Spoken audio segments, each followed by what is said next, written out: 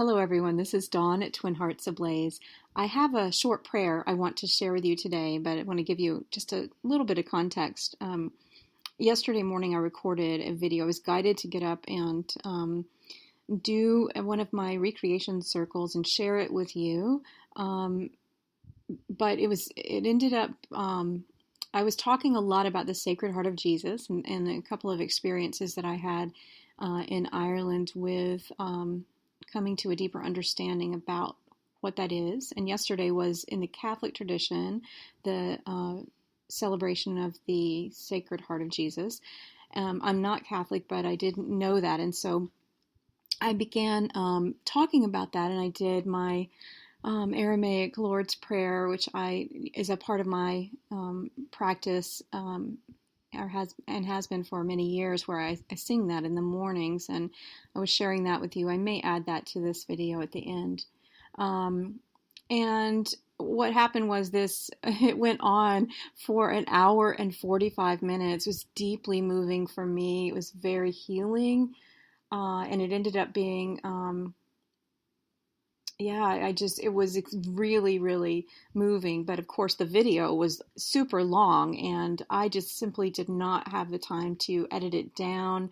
And I was going to just share the whole thing and, let whoever wanted to watch it. But it was super long, and it was going to take, it was already taking like 5 hours, and it wasn't even a third of the way uploaded. So I just felt like that was a little much, and so, because who among us has an hour and 45 minutes? So, but I do feel I wanted to share that because I do feel that a part of why I was guided to do that was to support the collective and myself, my own process in aligning with that sacred, your sacred heart, because as I always mention, it is my belief that and my understanding based on my knowing of Yeshua that his mission when he was on earth and really even now is to assist us in walking in the way that he opened up for us. And a big part of that is understanding, coming into union within our heart and understanding that there is nothing to be threatened there when we open our hearts to give and receive.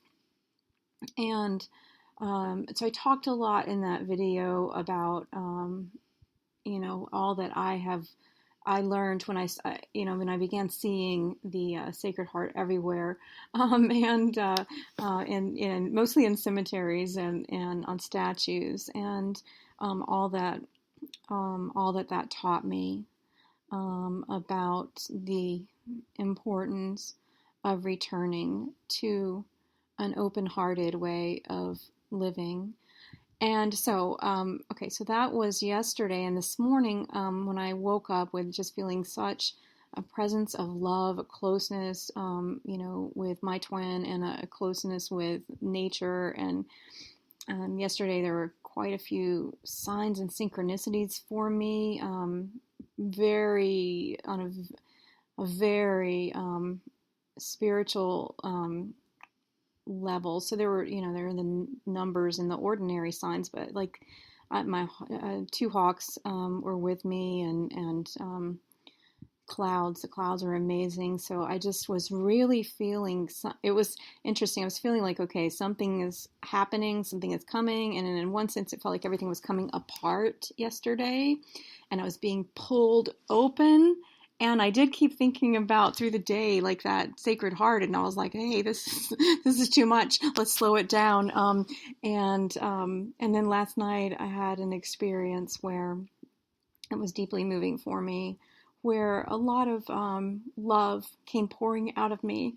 That went way back, to roughly, 18, 20 years ago for me.